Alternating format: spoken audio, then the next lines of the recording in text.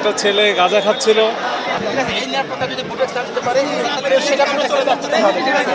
ব্যাস, বিচারের মুখের কথা না এটা। ফাইন।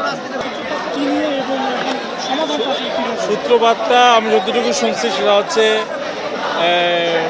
একটা ছেলে গাঁজা খাচ্ছিল। তা আমাদের একজন ছেলে তাকে বলছে যে তুমি এখানে গাঁজা খাচ্ছ কেন?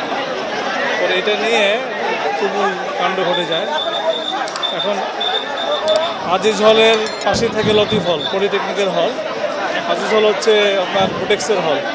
পরে দুই হলের মধ্যে মারামারি লেগে যায়। এখন যেটা সমস্যার সমাধানে আমরা দাঁড়াচ্ছি সেটা হচ্ছে যে আমাদের ছেলেরা ধীরে ধীরে পিছু সরবে, পলিটেকনিক ছেলেরা ধীরে ধীরে পিছু সরবে। এরপরে আমাদের আর্মি ভাইয়েরা আমাদের সাথে আজিজ হলে গিয়ে আমাদের ছাত্রদেরকে ঢুকিয়ে দিয়ে আসবে। সারার জন্য পুলিশ প্রশাসন থাকে, আর্মি প্রশাসন যেন থাকে, এটাই আমাদের ছাত্ররা চাচ্ছে এখন, যে ছাত্ররা যেন নিরাপদে রাতে ঘুমাতে পারে।